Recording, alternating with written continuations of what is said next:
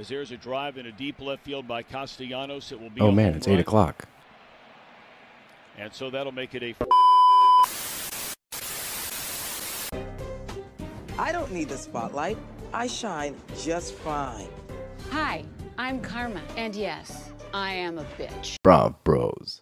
Good afternoon, everybody, and welcome back to another episode of Brav Bros, your favorite podcast from the bros for everybody. For whoever wants to listen, I am your co-host, Steele Russell, joined as always by the one and only Summertime Agoots. What's up? It's fully summertime here, at least it feels like it, and we've got Summer House to talk about today. I couldn't think of a better duo. Hot weather, summer house. It's almost as though they're synonymous. It's almost as though they're synonymous. I don't know. But the hot weather did sneak up on me today. I didn't really think about it. I knew it was going to be nice out. So you know me. I'm at the office. I decided to go for a little walk. I'm wearing fucking jeans. Okay, my whole thing with this is the fact that you told me you walked for 2.5 miles. So at what point, it's like you knew it was hot after you got outside. So why did you continue to walk for 2.5 miles? I was in my own little world listening to a podcast on the phone. You know how it goes. What podcast? Ours? No. I'm not going to shout out another podcast on this. Yeah, no free ads on Yeah, here. no, we don't do that. But it wasn't that bad. I was in some shade, but it's like this weird secret path near my office, and I started walking down, and I had no idea where it went, and I figured it out maybe 2 miles in. And then I realized where the hell I was, and I turned around and walked back. Cool story. Yeah. I did a lot of yard work. I got a tan. I took my shirt off, so I was out there, Nice, dude. getting a nice little Any crisp. chance to take your shirt off? No, that is not true. Uh-huh. I built that entire garden without taking my shirt off once. Yep. It was 85 degrees out there. I was cutting my grass. I was like, fuck it. I'm going to get a little bronze while I'm doing this. I get that to an extent, but I feel like when you're cutting grass, don't you get like itchy? Like what if some like grass specks pop up? Only if I like scratch myself, Yeah. then it's game over. If I scratch once, if I get a little itchy and scratch, then like, because I wear gloves out there, as soon as I Scratch yourself with the glove, gardening you glove. don't think about it because like something. Wait, it do you just- use a glove when you're pushing around a mower? Well, I just have them on from doing other shit, so Okay, then they're alright. just on. No, if That's I'm okay. if I'm cutting my grass only, no, I don't. Driving glove, but for mowers. Yeah, I have my mower gloves. Got Yeah, these sweet leather gloves for my mower. yeah, they're pretty dope. So I just wear these gloves. These are mower only It's like gloves. that's the ultimate suburban dad move. I feel like you get one of those riding mowers and you get some driving gloves too. I would definitely get a riding mower if I had the lawn to cut with a riding mower. I don't have one, so I just got a push guy. Little push guy. Electric push guy. Yeah. It works well. But Good. anyway, I'm glad. Wait, I had something. But that reminds me, let me get this plug in real quick because we are 5 days away from our 4 days as you're hearing this. 4. This is coming out tomorrow. We have our live show in DC this Friday night. So if you haven't gotten your tickets yet, head to the link in our bio on our Instagram page. Get you some tickets. Come hang out with the bros. We got Candace Dillard coming out. We got Chris Bassett coming out. We got Ryan Bailey from So Bad It's Good with Ryan Bailey. How you feeling? Honestly, I feel the same way I felt last week. This thing snuck up on me. Yeah, it did, right? It really snuck up on me, and it's really funny because once we're done this, we're going to focus our attention to Boston. Oh, yeah. In June. But for right now, I need to game plan for Friday. I need to start figuring out what I'm going to wear. You know, the things that really matter. What's the vibe? Oh, I don't know. See, May is such a weird time. It's like, yeah, you can do the springtime stuff, but it's kind of hot out. We'll have to look at the weather. We'll have to figure it out. Should we dress like politicians since we're going to DC? Yeah, no, I don't want people to start talking. If they were in politics, what would they do? Nope. What would they do? Nope. We stay far away from Yep. that. I think I'm going simple this time. I don't think I'm gonna do anything Simple? wacky. I'm just gonna wear like maybe jeans and a t-shirt. Okay. Yeah, and I might not even cut the hair. I may wear a hat. Oh, I see that you trimmed down the sideburns a little bit. I took them down too much. Did you? I think You so. look good. Do you? Yeah. I've been looking at my face a lot, and I'm like, I look weird. Isn't that the worst when you trim down like a beard or you trim down like around your ears or something, and Yes. then you stare and you're like, something's off. I don't like I it. feel like Prince Valiant a little bit. Yeah. I feel like I don't have enough sideburns now. You see what I'm saying? It'll grow in nicely. Give it a couple You think it days. looks fine? Yeah. Okay, that makes me feel significantly There you go. better. Okay, Because you would tell me the truth. I would, yeah. Okay. Hey, what the fuck did you do? Yeah, you would say your hair looks ridiculous. I thought it did. So now I feel a You're little caught in bit the lawnmower? better. That's actually one of my favorite jokes when people get a haircut. Well, did you sleep next to a fan? Especially because nobody ever gets it. But Yeah. we're here to talk about Summer House, and this has been a very complete season, I think. We've gotten a lot of different dynamics going on. I thought this was a really good episode. It's been a very talked about episode. Yeah. as far as like the Lindsay and Carl stuff go because of the conversation. Some people are on Carl's team, some people are on Lindsay's team. We're going to try to break it down from as much of a neutral standpoint as we can, or at least I am. I mean, we're going to have opinions. We will have opinions, but again, throughout this episode, and I try really hard to not get caught up in social media before we have a chance to talk about stuff. Yeah, no. Because there's so much stuff on either side. You know, my issue with social media is everybody knows what's going to happen before the episode even airs. Yeah. Because they put out these fucking 10-minute clips. They do. The shows aren't that long. They're, what, 42 minutes long, maybe? 1/4 of and honestly, the clips they put out are like all content. Whereas, so it's a 40-minute episode. You could say that 7 to 10 minutes are like filler, whether it's a transition scene or a nonsense scene where it doesn't really matter. Right. So arguably, those 10-minute clips, that's a third of the episode. Yeah. And it's usually like the most critical aspect of the episodes. And I know that there were clips of both major things that really happened here where you're cutting together some of the Lindsay Carl stuff, Carl talking to his parents, and then you get the Gabby and Danielle of it all. Mm-hmm. Both of those things were on TikTok by like Tuesday. Yeah. Like, what's the point? I don't really understand that. And I know a lot of people just, they want as much content as possible, so that's fine. But then why are you watching, like, you want to watch the episode? You already know what's going to happen. I like to wait. I do too. I don't usually watch the clips because I also think that if they cut certain things out or if you don't have the full scope of what happened, you can get a jaded response to what the scene actually is. Well, that's really funny that you say that too. And this is, we'll talk about this a little bit later, but specifically, I'm thinking about the comment that Ciara made when her, Amanda, and Paige are shopping. I've seen that clip 4 times in the last week before this even aired. Yeah.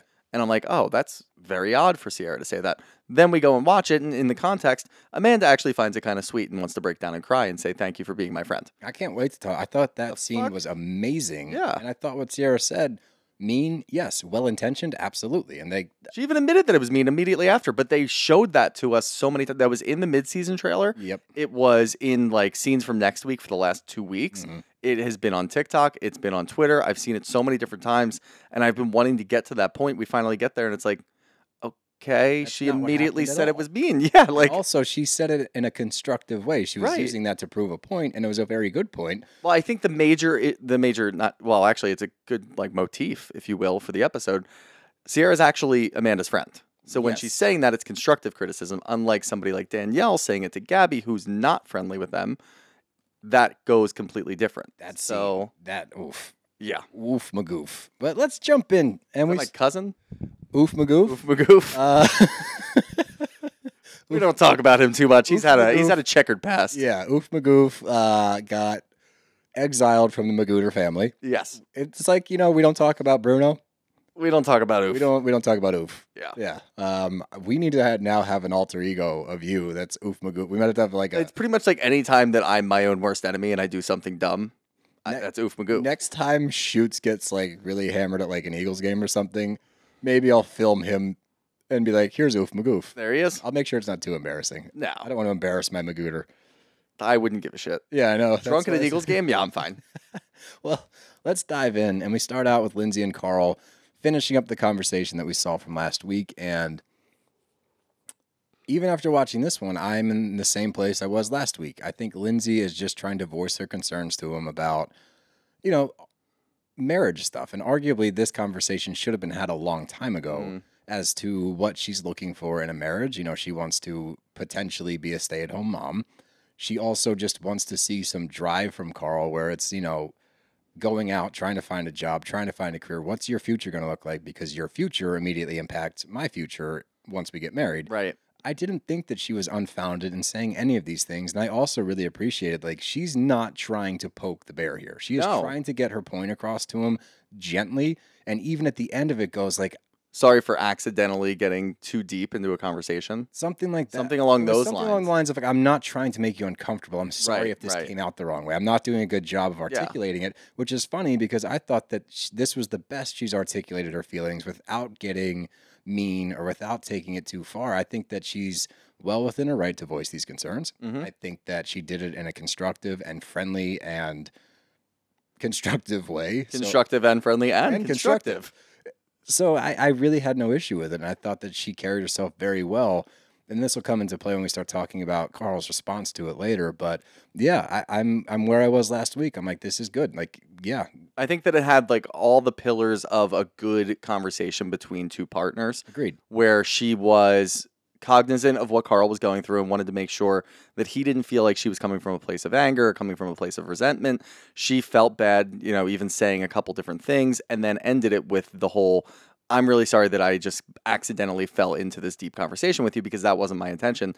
And she really just laid it down on the table. Yeah, and that's fine. And the problem here, and we'll talk about it later with Carl and Kyle talking, is that Carl's view of all of that, he didn't share how he actually felt. He was hearing Lindsay out, which is very important, of course.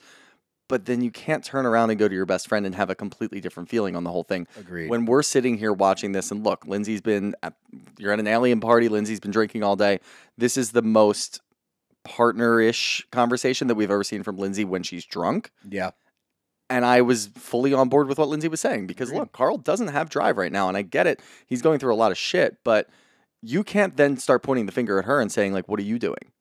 Like, no, you're not. You're literally not doing anything. Yeah. You're and talking about your brand deals and stuff, but that's what she's doing. She's just doing it a lot better than you. So you can't sit there and say, I don't understand where she's coming from, and then have a complete different takeaway when all she was trying to do is just voice how she felt and what she gets turned on by. Because, again, having sex is a big issue in your relationship right now. And that, I think, is what Lindsay wants to get to the bottom of. And that's what we've been getting to the bottom of for the last 3 weeks since that conversation that she had with the girls. She wants to, now she realizes, identifies it as a big problem, and you want to work on it. So here, these are the things that turn me on. Once you start doing that, we'll start working on everything else. And I thought in this moment that Carl took it in a good way. He didn't. I could tell that he felt more attacked than I think she was intending to. In other scenes, just be like PTSD of could the be past, 100%, and I think that that's valid. But at the same time, she's actually making a concerted effort to not ramp up I here. agree, yeah.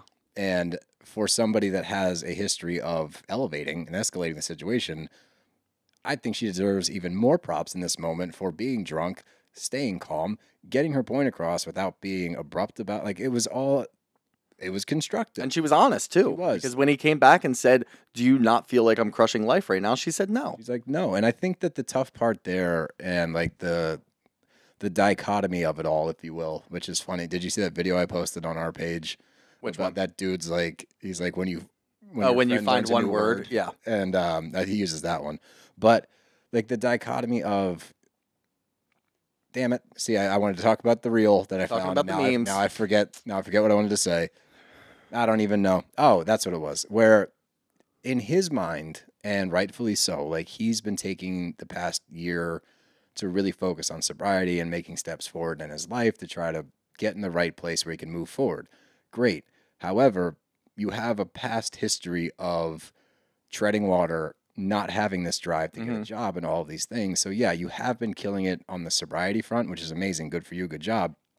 Part of moving forward in life, though, is finding your next thing. What are you going to do now that you have a grasp on sobriety? Right. You need to have a focus of a job, and where he's framing it as lack of support, which, yes, we've definitely seen that, right? We've seen lack of support from Lindsay. However, she even says, like, even if it's the lover boy thing, great. Like, just go fucking do it. Just get out of the house and start doing something because Right. that's going to kickstart everything else. Correct. You're going to realize what you're doing and what you want to do by doing something else. Right. That makes a lot of sense to me. And yeah, I mean, it's just tough to watch this because this is the first time that I feel like she's actually making a big effort and he's not taking it that way at all. No, he's not. And I think that you could honestly point to, I think he's already made up his mind as far as he's made up his mind where weeks this ago, relationship yeah. is going to go, or He has his doubts, and we actually really see it when he talks to Kyle pretty much all the time. yeah. And I think, we'll say, let's get through the night first, then we'll talk about that stuff the following day. But we get a scene with Danielle and Gabby. And Danielle is overly concerned about how much effort Gabby is putting into Balloon Guy Joe, which, by the way, after watching his performance in this episode, you're going to fight this hard over the fucking balloon guy. Like, Oh, now he's just a balloon guy. He's a douchebag. That Wow. guy stinks. That guy stinks on ice. I'm sorry. Let's not knock down Balloon Guy Joe. Look, we don't know what else he's into. Look, but credit to me, I held out. Credit to yourself. Yes, I can, because I waited until I was presented with more information. I didn't just vilify the guy because he does balloons. That's Now, not why I vilified him. what? Hey, You just seem like a Long Island scumbag. He is a scumbag. Yeah. But my point is, I wasn't going to knock him for being a balloon guy, which you tried to do last week. This week I will. Because, like, this guy, they're talking about him like he's fucking Leonardo DiCaprio in his prime. Like Brad Pitt back in, what was that movie? Fuck. Just Brad Pitt in any movie. Let's be real here. Like it's Balloon Guy Joe. Like he's fucking mediocre at best, and he looks like a scumbag. So like, What are we doing here? But anyway, Gabby even says to Danielle, like, I'm good. Like I don't need the rah-rah speech. Let's make Gabby hook up with somebody. I don't want to, and that's fine. Like I don't understand this heavy push from everybody. We've already seen a very different Gabby than we did last season. Last season, she was very reserved. She was, I think, working through uncomfortability in the house. We've seen her now, like, get comfortable in the house. She's cool with everybody in the house for the most part. She's finally letting loose. We get to see her get a little tipsy. She's falling over the couch. Like, she's finding her place here in a place that I don't think she was that comfortable in last year. Baby steps. We don't have to keep pushing like, hey, who are you going to hook up with? And add on top of that, her dad's also giving her pressure. Yeah, I think that's the weirdest part is she came into the house after being with her family for a couple of days and her sister's in a new relationship. And we know that her dad's pushing on it saying, you know, when are you going to get into a relationship? She shared that with the rest of the house. This is a pretty shitty response from the rest of the house. It's a terrible response. I don't, obviously Danielle was at the spearhead of all of that because of the things that she said to Gabby and how she pushed her along while also trying to hook up with the same guy. Doesn't really make a lot of sense to me. But also when you think about Paige and Amanda, the way that they were talking about it, they were also urging her along. Like that, it's just weird behavior. If she's not into it, then don't make her go do it. Everybody in the house was to a certain extent.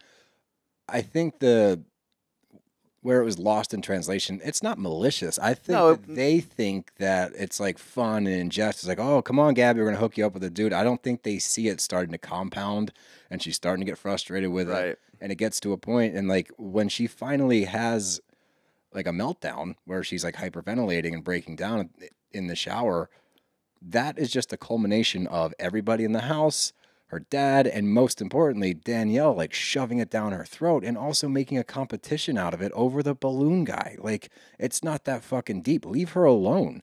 Leave her alone. But you get this conversation between Paige, Gabby, and Amanda, and she's talking about Danielle, and they're like, they've gotten to the point, like Paige and Amanda are like, look, we've seen this other side of her that we were told about by Lindsay.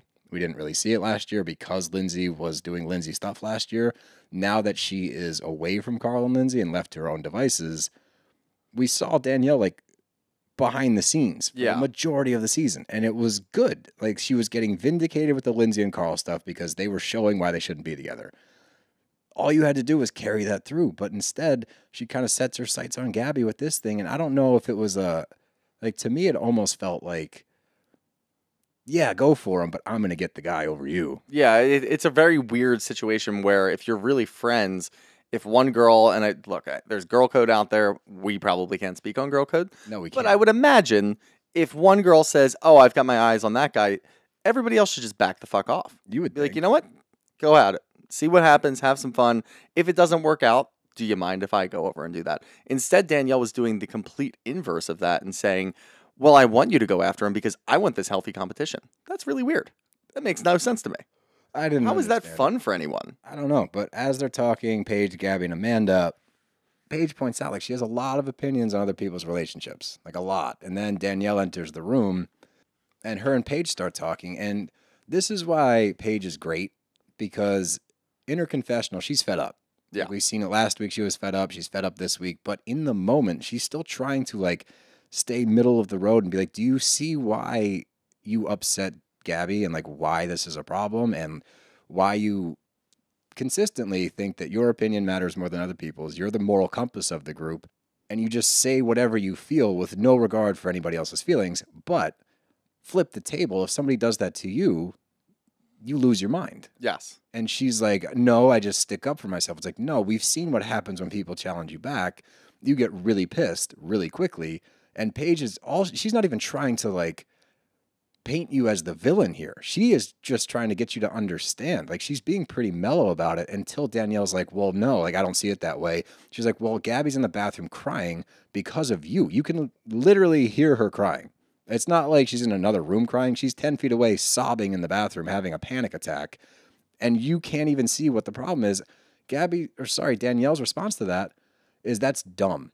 That's dumb. It's like, finally Paige loses it. She's like, it's not dumb. It's dumb that you think it's dumb because it's happening right now. Whether you think it's dumb or not, this is what's happening. And she is quote unquote your friend. So shouldn't you go and check on her and make sure everything's okay? And at the very least, like smooth things over and keep her from hyperventilating because you're friends? No, she's not going to. She's going to go right back downstairs and go play beer pong and go flirt with the balloon guy Joe. Of course. I don't need to see not them flirt. before setting up one of the funnier things of saying that she's a founder and CEO. And as a founder and CEO, I know how to talk to people. I know how to motivate people. And what the fuck are you talking about? Paige points founder out. and CEO of what? Well, and regardless of that point, Paige points out she's not your employee. No. So you shouldn't treat her as a founder and CEO. She is your friend. Absolutely not. Like, what are we doing? But Gabby and Amanda are talking in the bathroom, and this is where you find out that it's not just Danielle. Danielle is the one that tipped everything over because she went about it ridiculously.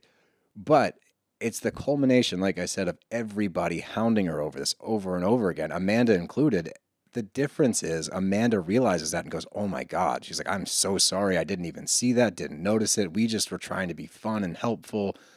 I didn't realize we were making this situation worse. Like, I'm so sorry. Gives her a hug. She's still crying. It's this whole thing. But you get Paige and Gabby and Amanda, and Gabby's, she's starting to settle down a little bit. Like, she's going to her room, and Lindsay enters the room. And this was kind of a bummer because they just asked her real quick, like, how are you and Carl? You guys good? And that was genuine excitement. She's like, oh, we had like a breakthrough conversation. And in that moment, I'm like, damn, that sucks because you really think that. And on the flip side, like, that's not how Carl's viewing this at all. And like, you could tell, like, that was optimism for the future, where the next morning when we get the Kyle and Carl scene, it's like, oh no, it wasn't reciprocated at all. And that's why I immediately thought that the catalyst for all of this is the original conversation that Lindsay had with Paige and Amanda about sex, because now they're invested in it. And we're sitting down and we're talking about it. This is the fourth time that we've talked about it. She's being friendly to them. Her and Carl haven't fought and brought down the entire house. So they're actually genuinely curious. How did that conversation go? Are you guys on good terms? Did it blow up? Did he say something dumb? Did you say something dumb? No, she's genuinely excited and wants to work on it because she feels like this is a good breakthrough. It's a stepping stone. It's not. It's not at all. But the scene ends because Amanda tries to talk to Danielle at the very end to like give her 2 cents. Danielle won't give her the time of day, just walks out of the room. And Amanda asks Paige, like, does anybody take me seriously? Yeah. And this sets up a conversation for later, like and this sets up the conversation later between her and Paige and Ciara. But yeah, she doesn't give her the time of day. She's too cool for Amanda, walks out on her. But we cut to another scene of West, Ciara, and Derek. And why I want to point certain scenes out, because I'm going to try. You want to point this out because you want to kiss your homies? Hey, if you want to give your homie a kiss, like A little good night kiss? Yeah. a little good night smooch, Tuck your whatever. boys in, why not? Yeah, you give him a little tap on the pee-pee, just the pee-pee check. Yep. He was just making sure he's ready to go. That's a good friend. That's all it was. Good friend? Yeah, it's friends being friends. That's all it is. But more so, I want to try my best to see, because I think the thing between West and Ciara, I talked to Dev about it for a while. I think that they're like two ships passing in the night. I think that they are not picking up on the signals from the other one. And I think that the reason is Ciara's afraid to get hurt again and be made to look like a fool again because of the Austin stuff. Totally understand it. Totally reasonable.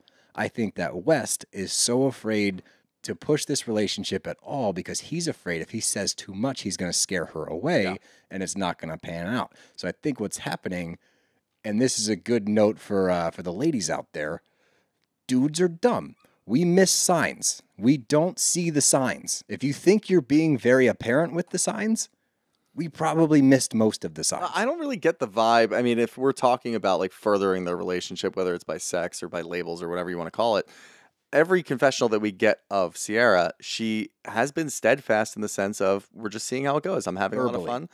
Yeah, verbally. But you think that there's more signs out there? I think, and Dev pointed it out, she's like, I wouldn't grab a dude's face and kiss him like that if I wasn't really into him. I'm like, that's a good point. As a dude, that wouldn't click for me. This is my point. I think that there's signs being given. We're dumb and we don't see signs. And West is afraid to push the relationship further because he doesn't want to lose I her. do agree with that. And I think that what we get, and it seems like a bit of a throwaway line when West is talking to his dad about his DraftKings interview. And he says that he's going to be a manager for people who are doing social media. And his dad says, yeah, you don't really have that in you to manage people, to like be the guy who walks in and is cutthroat and does this and that and whatever. That is West. He's going to just let things go and push, and then he's going to wonder in the back of his mind what he's doing. Is it too much? Thinking way too much about all of this. And it's getting to the point now with this where it's starting to, they're still having fun, but it's got a lot weighing on it now. Yeah. Where now everybody in the house is talking about how they haven't had sex. Everybody in the house is talking about what they're doing during the week. Are you guys going on dates? Are you doing that? The more and more that people are going to ask questions, the more pressure that gets added to it. And both of those people are not going to want to push it further, right? Because they're going to pull away from each other. So, look, we still have no sort of confirmation as to where they lie. You don't see anything social media wise? Not true. What do you say? So 2 weeks ago, I guess, West's dad. You did some sleuthing? I didn't sleuth. I can't take credit. Dev found it. But I guess 2 weeks ago, West's dad, the rancher, posted pictures on his page in like a carousel or whatever. Right. And I did see that. Yeah. In one of those photos was Ciara. Now, Ciara does not strike me as the kind of person that's going to Montana to visit somebody's family if she's not genuinely invested in the relationship. That's not a ho-hum. A friendship right now, though. Stop it. She's not going to Montana as a friend. The best ships are friendships. Don't even finish this one. Shut up. Just shut your mouth. No, I mean, we clearly have no idea what the hell's going on. I mean, these pictures are going to pop up. That's not any sort of evidence that they're dating. That's not any sort of evidence that they're together now and just hiding from the media or whatever they're doing. I think that's pretty substantial evidence that 2 weeks ago, she is with his family in Yeah, Montana. but you don't understand, and we go through this every episode, you don't get the nuances of the modern relationship. Bro, that's so fucking dumb. No, that's not a modern... She flew from New York City to Montana. Yeah. This is not like she drove down to the Jersey Shore to hang out with the fam for a weekend. She flew to Montana. Okay. I'm right. You wouldn't fly to Montana for me? We're just friends. We're not dating. We're not going to hook up. Never say never. Justin Beaver. How does every time, this is now like 3 straight weeks that we fucked something up. It went from like never say forever, Justin Bieber. Now it's never say never, Justin Beaver. Justin Bieber never say. No, Justin Beaver says never say forever. There you go. Yeah, Justin Bieber says never say never. He's talking about dams. Yeah. Fuck. You idiot. Where were we? Let's keep going. We get Kyle and Amanda says to Kyle, I don't think that Danielle takes me seriously. And again, this is setting the stage for almost a breakthrough moment for Amanda, I think. And we'll get to that scene when we get to Old Navy. But it's important to point out, like, this hit her. It was not just a throwaway comment, or well, I guess it wasn't a comment. It's just Danielle, like, marching off. Right. But she took it personally, and more so than I think other people would have. And I think that that's a reflection of maybe some things that she's battling with internally. I don't know. But it does seem to come to the spotlight later when they talk about it. With do you Paige. think that it's genuinely that Danielle has no respect for Amanda versus having respect for Paige? Or do you think that she had just had that conversation with Paige and now here comes Amanda, Paige's friend, who's basically going to say the exact same thing to me? Do I really want to have this conversation twice? Because I've been kind of going back and forth on it. Here, let me frame it to you this way, because I think that that's part of it, but not all of it. Right. I do think there's a respect factor there. Put it this way: if Amanda had that conversation first, and then Paige tried to follow it up, I do believe Danielle would have stuck around that room longer to hear Paige out than she did for Amanda.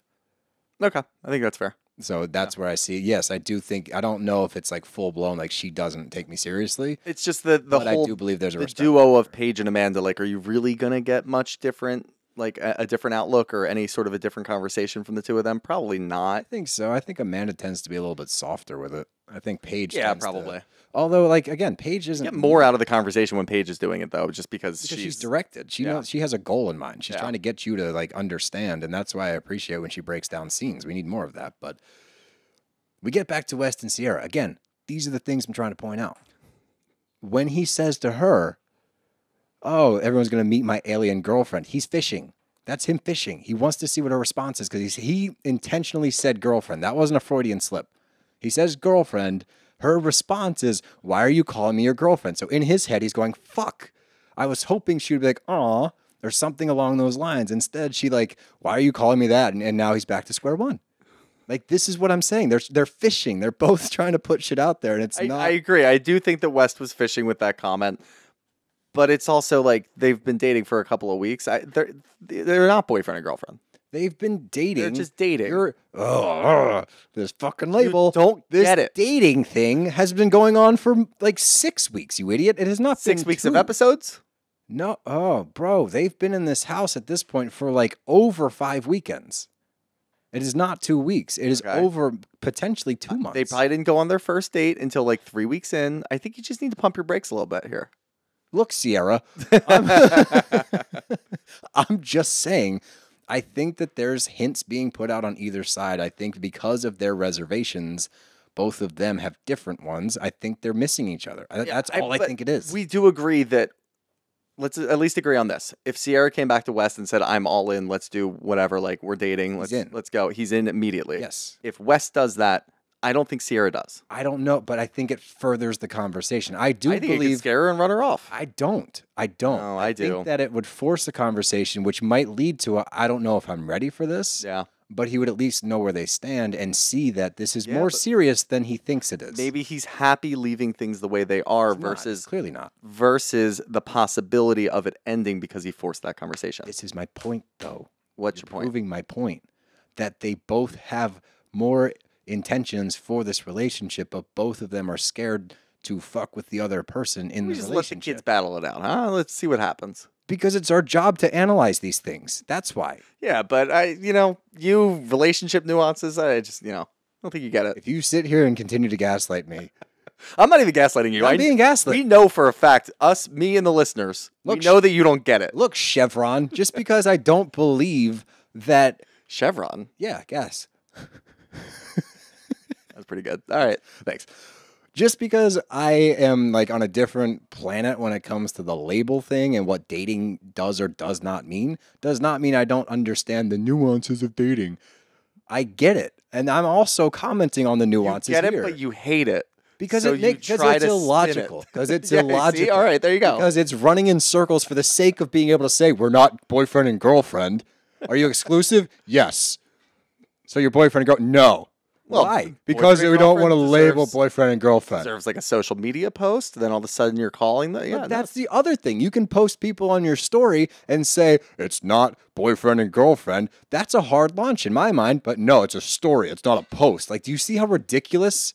Like, listen to this. We are adults, and this is still happening. It's crazy. Just say what you are. Say what you're not. Wouldn't that save so many headaches in relationships? No, probably not. It would.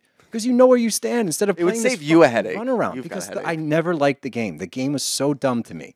It's like, oh, we can't say how we feel because you don't want to push the other person away. Why? Just fucking say it. What's the worst that could happen? If it's not going to work out, then you know. Am I wrong? I think my method is way more effective. Yeah, in 1965. Whatever.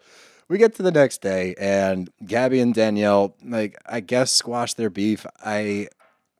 I feel like Gabby is taking the higher road here where she's almost like it's not worth getting back into all of this shit. Yeah. Like, and they are friends at the end of the day, but I don't know. I feel like there's more there that she wanted to say. And then you go to watch what happens live. I do think she spoke on this topic much more. She also said that when she saw Joey Loons come back to the party in street clothes, she got the ick. Yeah. Totally. He's a fucking balloon guy. And he's a douchebag. Yeah. That guy, when he was flirting, I guess that was flirting with You know what the Danielle. problem is in that situation? If she were to turn to Amanda and Paige or turn to Danielle and say, I'm just like not into that guy at all. They're going to think she's lying. They're going to think she's lying and they're going to push it even further. So she really it's a no-win scenario for her. Can we put out a poll, by the way? Like, is Joey Loons hot? Dev just yelled from the kitchen, no. I need more confirmation because this guy looks like... what, now all of a sudden your wife's confirmation isn't enough for you? Absolutely. She has great taste. Look at me. Ew, I didn't like that. Oh, Oh, I've got the ick. You got the ick? Yeah, from that You laugh. give me the ick all the time. All right, your mustache is a permanent ick. Whoa. I'm sorry. I like your it's all- mustache. yeah, I like see? your mustache. Yeah. Sorry. I didn't mean that. Too far. Do you want me to touch it? No, yeah, actually. Okay. If I didn't have to get up, I would. Anyway, morning after, Danielle and Gabby squashed their shit. And the biggest thing she says again, and I think this is reiterated in her actions,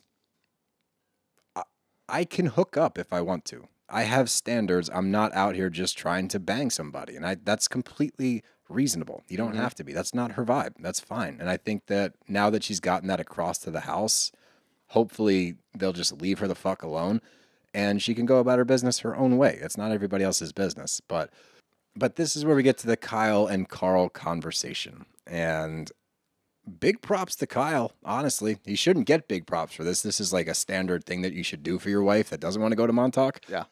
But big props for him for actually not going to Montauk. And being Right. like, if I do drag Amanda out to Montauk, she's going to be wrecked until Wednesday. Like, God, I really want to go, but I don't want to push Amanda to do it. I was like, that's growth. Again, it shouldn't be this difficult of a decision. You should just say, all right, let's just go back to the city. Like, you don't need to go to Montauk. It's okay. But for Kyle, that's a big step. It's better than him going to Montauk without her and then getting home from Montauk at 4 a.m. But it gets into the Lindsay conversation, and Kyle asks him about, the lover boy thing and work in general, and Carl walks Kyle through the conversation he had with Lindsay from his perspective. And again, he feels slighted by it. He's like, I do feel like I've been out here hustling. I do feel like I've been out here killing it. She doesn't see that, pretty much alluding to that she's not supportive again. Yeah. And that's not what happened in that conversation. And then he takes it a step further, and that's when I realized, like, oh, this is more of an ego hit to him than it is anything else, because now he's pulling out numbers. When you start pulling out numbers... Never a good look when you pull out numbers. No, it's not. And that's where it takes a turn, because he's like, she wants me to have a career, but what's her career? I'm going to stop you right there. If you're pulling in $150K from brand deals, you can label that a career. She's making good money doing what she's doing. $150,000 by August. Right. You know what I mean? Yeah. Like, that's substantial. That's a lot of money. And then he throws out, I've made $70,000. It's like, don't do this. Don't go tit for tat on the brand deal thing. She's doing very well. She's doing better than you. And it's also not the problem, because what she's doing for her career, she's getting out of the house and she's going to places. You're not. Right. You're not doing anything. You're doing the brand deal that I imagine is, here's a box that showed up, and I don't have as many followers as her, but here's a box that showed up, and I'm just going to show it on my stream. That's not getting you out of the house. That's not furthering your career. And I don't understand where he got from any of this. This must be just a different conversation that they had that we didn't see. But when he goes right from that to, I didn't understand that Lindsay wanted to be a stay-at-home mom. Did you get any of that from the conversation that she had? Yeah, because she says, I want you to, support me, and, we're going to have kids. She alludes to it. She doesn't flat out say it, but she alludes, and she alluded to it. But you know what? When they were talking on the stairs, when they were, hating each other a few weeks ago, I do believe, I did. It's more just that, I'm not going to be able to do as much as I'm doing right now when we have kids. So I need you to pull your weight and get to a point where I don't have to worry about that. I didn't get it that she was just going to quit and just stop working. In my mind, I get that she's going to be a stay-at-home mom. She'll probably continue to do brand deals from the house, but her career aspirations, at the end of the day, she wants to have a family. She wants to be a mom. She wants to stay at home. Okay. If that, it's more of a reading between the lines instead of just a jump by so. Carl. Yeah. Yeah. So I do think that that's what she was alluding to, but I also think that at the end of the day, this is a conversation, and even he says it. You should have talked about this a long time ago. You should know where you stand on kids before you get married. And you're getting married in a month, and you have no idea. And that's the other thing. To your point, you could speculate that maybe she doesn't want to be a stay-at-home mom. I do believe that's what she was alluding to, but you clearly saw it a little bit differently. Also, shouldn't be having this conversation with Kyle. You have to have this conversation with Lindsay. Right. She gave you a good opportunity. And look, I get it in the sense of she's been drinking. Let's not push the envelope. I don't want to do too much right now because it could pop off at any time. That does make sense to me, even though both of us are in the side of Lindsay was being very supportive in that conversation and actually sharing her emotions.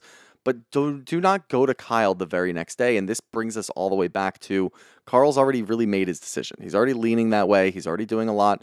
You're on camera. Everybody sees what you're doing. What happens if you go through this wedding? And then you go back and watch this, and all of a sudden you're having those side conversations with your friends about Lindsay.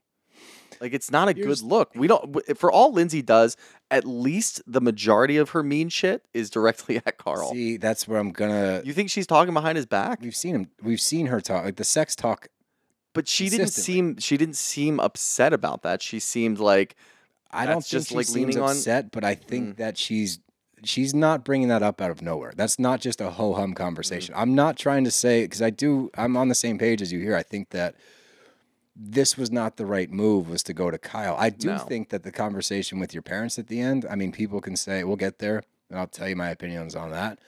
This conversation with Kyle, like, this didn't need to happen, and I do think that this was more of a move than it was a constructive conversation. However, I think that where people are saying, like, oh, like, he can't have this conversation with Lindsay, she's talking to everybody about their sex life, and it's getting more and more. In the beginning, when she talked to Amanda and Paige, the first time she brought it up, it was much more of a, we're not having sex. He doesn't want to have sex. I don't know how to make him want to have sex. Like, we fuck like once every month or something. The next time, it's like, oh, well, our sex life is a 2.5 and neither of us came. Like, that's way deep. Yeah, that one was way different. deeper. And you have to assume that Carl knows by this point that she's talking about that, right? I don't know. But that's the whole point, right? My whole point is that she's doing it too. She is doing it too. Yeah, I forgot about that, the 2.5 comment. And again, that kind of goes hand in hand with what we were just talking about with Gabby, where everybody's talking about it. It adds so much more pressure. Yes. Or with Ciara and West. Wow, there's so many added pressures all over the place. The more that people are talking about it, the less that he's going to be able to do it because the pressure just keeps building and building. But I do feel like every time that we get a conversation when we see Lindsay by herself and she's talking with people, she's not leaning towards I don't know if this is somebody I can marry. But almost every individual conversation that we've got with Carl, whether it's with Kyle, his parents, West, the boys, whatever, he's always seemingly leaning towards, I don't know if this is right for me. And he always leads the people that he's talking to down a path of, yeah, Lindsay's not right for me. Yeah, that's fair. Whereas Lindsay's more framing it like, I want to work it. I want to work on it and try to figure it out. I think at that point we're playing semantics. I think that when you look at it side by side, the point is you guys don't work because you are constantly talking about each other to other people. Right. Rather, the only time you're having these difficult conversations is apparently when Lindsay's drunk. Or look, and I'm sure that there's like therapy going on because they were in couples therapy for an extended period of time. So I'm sure these conversations are being had in couples therapy, as we saw when Carl did try to have a conversation with Lindsay when they were sober. Yeah. She said, save it for couples therapy. So that's my point. It's hard for me to just flat out say Carl's the problem this episode. I don't think he's the problem, but The conversation with Kyle didn't need to happen. No, it definitely didn't need to happen. This is just more and more proof. It's almost like every week there's more and more proof that he's already made his decision. And I think what he's doing is he's just rationalizing it and justifying it to other people without specifically saying it, which you could argue that that's what Lindsay's doing too. You're saying that when she's bringing up the sex talk, and I think that it's a little innocuous and she's a little oblivious about everything, you're saying it's more of a move like, oh, look at this. Like, look what's going on. I'm saying that Carl's doing that exact same thing. Every person that he talks to, he's leading them to say, oh yeah, Lindsay's not right for you. You need to do this. So then that way he gets the justification of, I talked to everybody in my life and they all said that Lindsay's not right for me.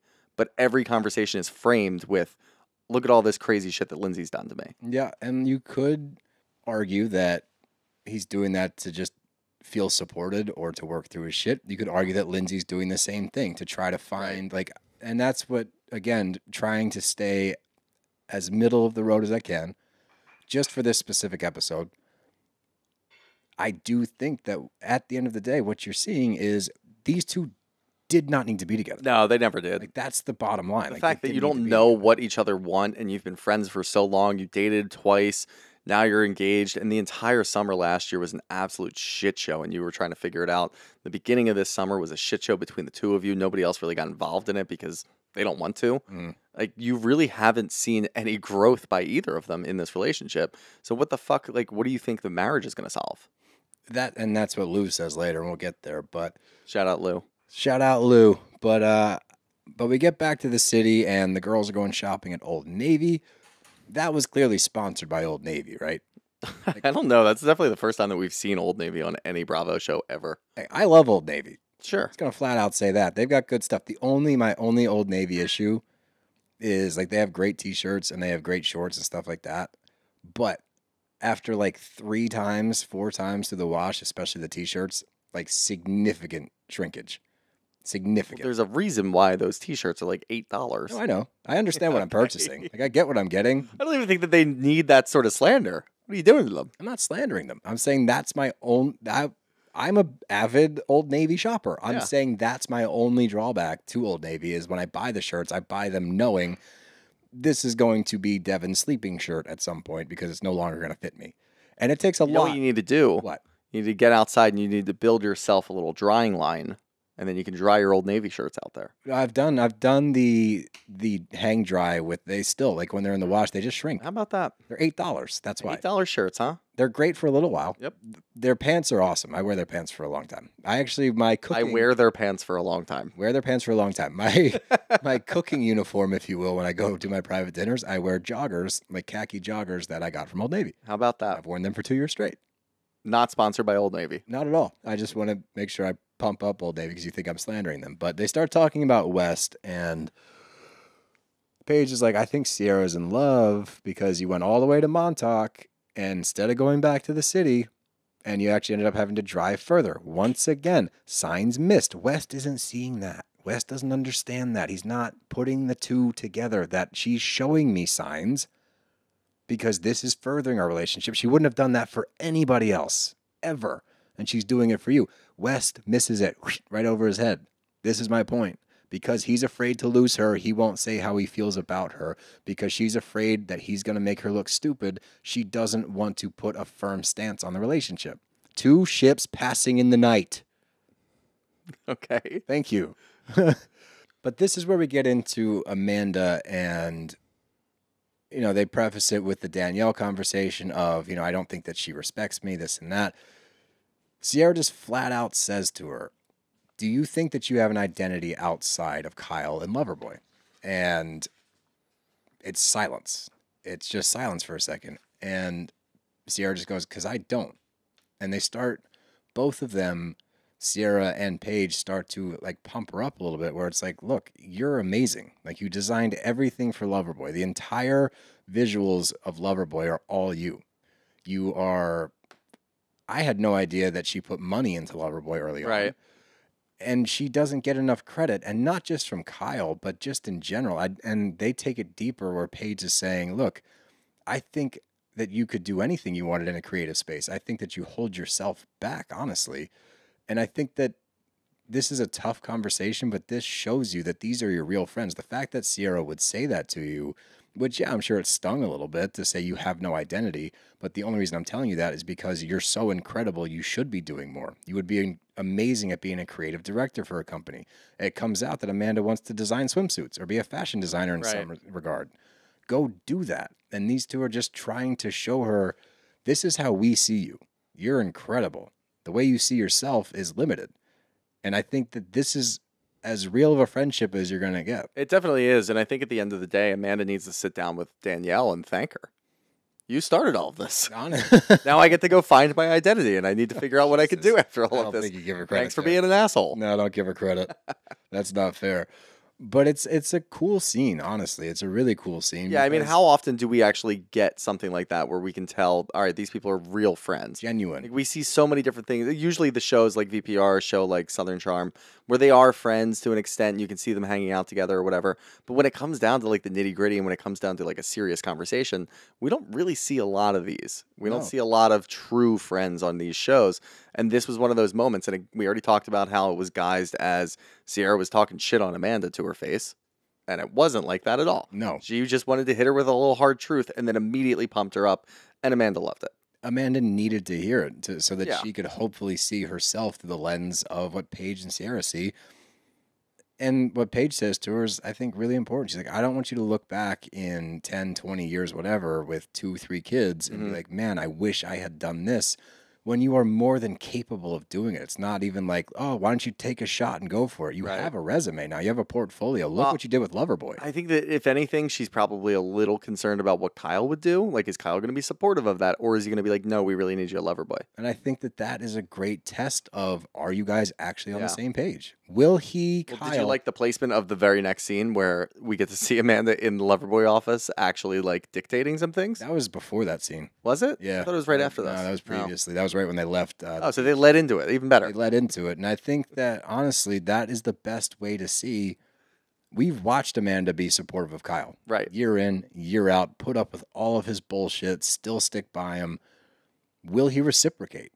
And the best way to test that is, hey, I'm going to go do my own thing. And his only response should be like, fuck yeah, you got this. What can I do to help you? Honestly, best case scenario, Amanda gets a job doing a creative direction role, whatever she's up to, hangs out. She goes to some after parties. She gets home at 2, and Kyle has to stay home and watch the dogs. Yes.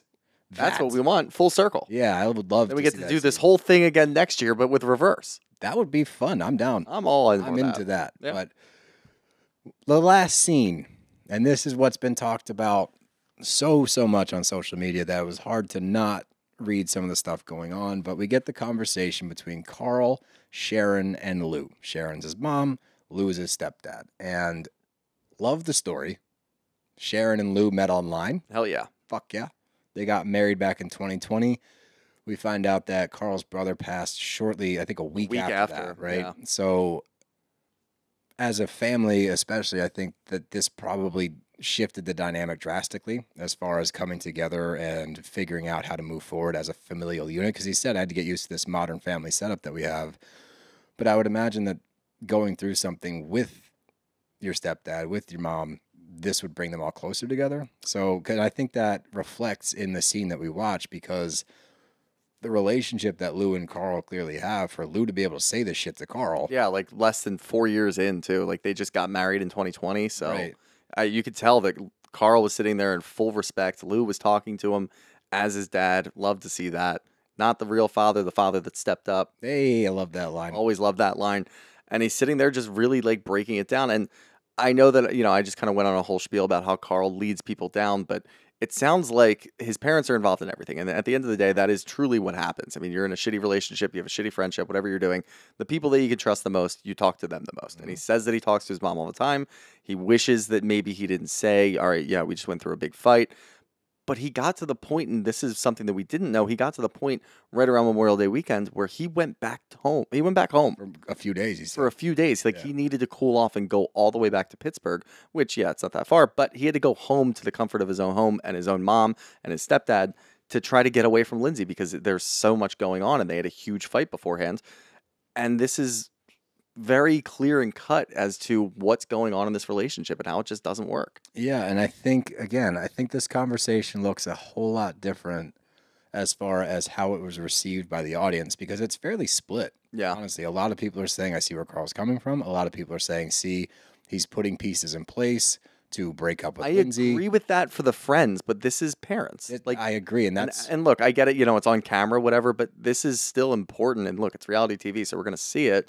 He's sitting down with his parents. This isn't like, you're not manipulating your parents into saying, oh yeah, you need to break up with her. And that's why I'm curious, would this have been received differently if he had not had that conversation with Kyle in the same episode? Possibly. Because now it seems like he's got two pieces he's putting into place. And I agree Yeah. with you. I think that this conversation, if you separate it from that earlier, I think that this is a real conversation that, when I've seen people say like, oh, well, why would he do this on camera with his parents? It's like, well, it's reality TV. He's on a fucking TV We're gonna show. have to see this stuff. And this is also the most pressing issue we have. Again, it sucks that it's on the heels of an arguably constructive conversation with Lindsay, but I think that's what I need to remind, or everyone could use a reminder where it's like, yeah, it is, but we've watched the relationship over the past 2 summers. It's not like one good conversation is going to fix all of that. Fix all no, this no shit. chance in So- hell. And I would also say, because he even dropped a little line in here talking about how he wasn't comfortable going to his friends and talking about all of that because he is afraid, which this just goes to show you, he's afraid that it's going to get back to Lindsay, that he was talking about the relationship. He wasn't afraid of, the normal trope where it's like, what if I get into a fight with my girlfriend and I go and talk to my friends and then my friends come back and all of a sudden they have disdain for my girlfriend when I've actually forgiven her and I've moved on. Like, you don't want to do that, and I get that part of it. But if you're talking to your parents and you go home during a big fight, you're going to tell them everything. So they already know what's going on. That's not what's going on here. No, and Lou brings up the sobriety part. He's like, well, Lindsay was sober for 6 months. And he's like, yeah. And he's like, well, wasn't that helpful? And he's like, well, yeah, obviously. But at the same time, it's not my job, nor do I want to make it my role to police her and tell her how to live her life. Yeah. Is it easier if she's sober? Yeah, duh. But at the same time, it's not his place. That's her decision to make. He says he wishes that she would have a healthy relationship with alcohol. But again, I appreciated the fact that he's like, I don't want to dictate that because it's not his place to dictate that. Right. That's true. And he's like, I don't want to give up on it. We're just not communicating well. And that's where Lou asks him, like, well, do you live in fear of this stuff? Like, are you constantly worried about it? And Carl's like, yeah. And I think we've seen that. I think we've seen shying away from conversations, and you can point to both sides of the street there. And Carl says to his dad and to his mom, he's like, look, I take accountability for the things that I've done wrong. I'm not guilt-free in this. I'm trying to take accountability for my shit. I need her to take accountability for her shit. And say what you want. Pick whichever side you want to pick. I'm literally could not say more that I'm trying not to pick a side in this episode. I'm trying to stay middle of the road. This is just how I watch this episode. Lindsay has not done that. Right. Like with the whole accusing him of using again, we still haven't really gotten an apology for that. So as far as him saying I've taken accountability for things I've done wrong, you could argue we also haven't seen that. In what regard have you done that? Like when and what specifically did you do wrong? Because I think it would go a long way in trying to convince the audience as where you stand if we got a hint like, oh, this one time I did this, that was my bad, right? So I think you could, again, point to both sides of the street here. What I'm getting from the parents is they don't want to say something they can't take back if they end up getting married. Yeah. Which I respect and I understand because they always followed up with like, oh, but we love Lindsay, Lindsay. Yeah, and they were doing that the whole time. And it even got to the point where Lou even said, yeah, if I was, I've been a minister my whole career. If I was going into this, I don't know if I would marry you. Right and now. then his mom immediately goes, you mean right now, right? Oh, yeah, right now. You're totally right now. But no, you can tell that that's exactly what they're doing. And all they really care about is their son. All they care about is what Carl's going to do and if he's happy. Mm-hmm. And they can tell he's not happy. And this is a hard conversation to have, especially on camera. You want to add that into the mix. He's just dumping on his parents. He's just trying to show all the things that he's been going through. They already know so much that's going on. So this is, I think, the most real conversation that we're going to get. This isn't one of those, like we already said, moving chess pieces around to try to dump I really Lindsay. didn't think it was. This is genuinely just Carl opening up to his parents about his relationship because he's scared about getting married. And look, at the end of the day, for all the people that are out there, and I know you said it's split, all the people out there saying, oh, Carl's being manipulative and putting chess pieces out there. I don't think so. He knows, and we all fucking know, so get your heads out of your asses. No. We all know that the relationship never worked. Right. It was never going to work, so who cares if he's putting chess pieces out there? He wants to break up, and it's probably the right move, because look, Lindsay this entire summer, she's been talking shit and doing all these things, and what? We haven't seen her once say, is this the man that I'm actually going to marry? No. We see Carl the entire summer going, is this who I'm really going to marry? All of his friends are saying, is this who you're going to marry? So yeah, it's completely different, but at the end of the day, it was never going to work. It wasn't going to work, and I'm glad you said that, because along this journey of this summer, let's not forget, they broke up. Yeah. Right? And like everybody I feel it's confusing to me because the first however many episodes, she was not nice to him. We watched that happening. She accused him of using all of those shitty things that were going on. It's like what I said earlier, one good conversation doesn't erase everything on either side. Like that drunken, by the way, she was lit. That doesn't take away from what she said. Again, I thought I was on her side for that convo. That doesn't negate the 2 years that we've watched these two not getting along. Mm-hmm. You can take it further back than that, when they dated the first time. Like this 100%, and I forget who said it specifically. I think it might have been Paige. They both want this fairy tale, two friends fall in love, we figure it out, we get married, all of this. Beautiful. It is. Great. It's not working. It's simply not working. And I think what I'm trying to do as the season comes to an end, why I'm trying to be neutral is because it's so volatile online when people are taking a side. Like, oh, well, you're fucking this, you're fucking that, blah, blah, blah. It's like, no, bro. It's like, from what I've seen, Lindsay's been a huge asshole to Carl, right? Did he handle this the best way that he could have? Absolutely not. There should have just been a conversation between those two to figure this shit out and move forward. Because of the lack of communication throughout their relationship, that is impossible. So they're both going to other people to try to figure this out. And of course, they're going to be nice to each other face to face. Because one, they're trying to be nice to each other because they're getting married. Two, they're probably tired of everybody questioning their relationship. So yes, they're faking it to each other to try to look like they're putting on a good show. Separately, they're not. When you see the Kyle and Carl conversation, no, that was dumb. He shouldn't have done that. When you see the Carl and parents conversation, he absolutely should go to them. That is what a good support system looks like. And he also gives them sound advice. And they also don't sit there and trash Lindsay. They say, I've seen this. It makes me nervous. I don't think this is right. I don't think you're ready for this. Yep. That is not fuck her, get the fuck out of there. So I think that everyone gets so caught up in what team, whose side you're on, this and that. You can see flaws in a lot of this stuff. At the end of the day, these two should never have gotten together. I think that's the most important part, yeah. Yeah. So hopefully I don't get dragged for that. Time will tell. But yeah, let's get to some preguntas. Dámela. Mr. Worldwide. Mr. 305. We had a debate about him in the gym today. Did you? Yeah, about whether or not he's tough. Like, would you want to fight Pitbull? Well, no, because I think that he brings happiness to the world, so I would never want to fight a guy like that. Right, no, I'm but just if he saying, was like, a complete asshole and it was just would you be Pitbull's build, intimidated by no, Pitbull? no. Isn't he like 5'6"? I think he's short. I'm just saying, bro. You don't know. Mr. Worldwide. Mr. 305.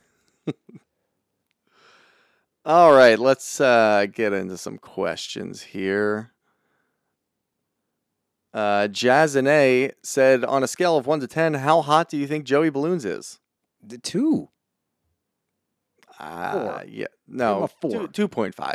2. He just looks like a dirtbag. And he acted like an asshole. So, like, I advocated for him last week. I will not die on that hill this week. Lauren 3D asks, is it time for Danielle to go? Lindsay is Gabby and Danielle is burning all other bridges. Lindsay is Gabby? Lindsay has Gabby. Yeah. We no longer have to look at Lindsay and Danielle as sort of a package deal. I don't think you can get rid of anybody until we know what next season is going to look like. Yeah. Lindsay and Carl. But you got to figure that shit out first before you start whacking other people. I do agree with that. Speaking of, Tom_Whitrick asked, do you see Carl and Lindsay returning in full-time capacity next year or demoted? They're not going to get demoted. It's all about whether or not Lindsay or Carl can handle being in the same house together. But they were just at a wedding together in Portugal, so who the fuck knows? I think they can be cordial. I think they can fake being cordial and talk shit about each other behind closed doors, which could be interesting. I don't know. There's so many question marks that I don't think we'll have any real handle on until we see the reunion. I think the reunion's going to tell a lot. I don't even think they filmed the reunion yet. I don't think they have either. I haven't seen any pictures. Grace Alexis said, do you think Gabby should have forgiven Danielle so easily? What do you actually think? Do you think that she should have given her shit that next morning, put her in her place a little bit, or just move on because you had a very stressful night? I think she was well within her right to put her in her place, but I think at the end of the day, Gabby's a classy lady. She's not going to go down to the depths with Danielle because she doesn't have to. Class all the way. Class all the way. Gabby's yeah, no. All right, we'll do 2 more here. Mary had a little said, did the producers do Danielle dirty by showing her naked crawling into bed with the balloon guy?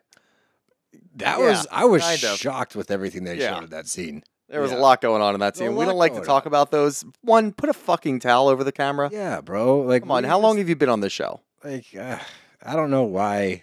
They showed a lot. Like, too much. I don't need to see it. They showed a lot. Oh, I don't want to say it. One last question here from Melissa87 Red Bull. Can we get a side ep recapping Philly sports? The bros got me invested and I need more. Not right now. We didn't talk about the Philadelphia basketball team for a reason. Yeah, we're not doing that. I don't even know what their name is anymore. Couldn't tell you. Delaware Bluecoats. They're playing like a G League team. Yeah, so, maybe in the fall. Maybe you shouldn't have ended the episode on that one. I forgot, now honestly. I'm bummed out. Yeah. Anyway, that's all I got. You got anything? Yeah, our live show is this Friday, so if you haven't gotten your tickets during this episode, go ahead and do it right now. Click on that little link in our bio on Instagram. Get yourself like 30 tickets or something. 30, yep. Bring 40 people with you. Try to get everybody in on 30 tickets. See how that goes. Could be fun. If you do that, we'll let the other 10 in. If you actually buy 30 tickets and try to sneak in the other 10, you have to try to sneak people in, though. Yeah, and we're talking like 2 people on each other's shoulders. Yeah, with like a whack coat. like a little rascal scenario. Yeah, for sure. And not only will we let you in, we will put you on stage. I'm saying it right now. If somebody little rascals us, if you actually do that, and first of all, you have to know what we're talking about. Second of all, you have to show up and do it. You can come on stage.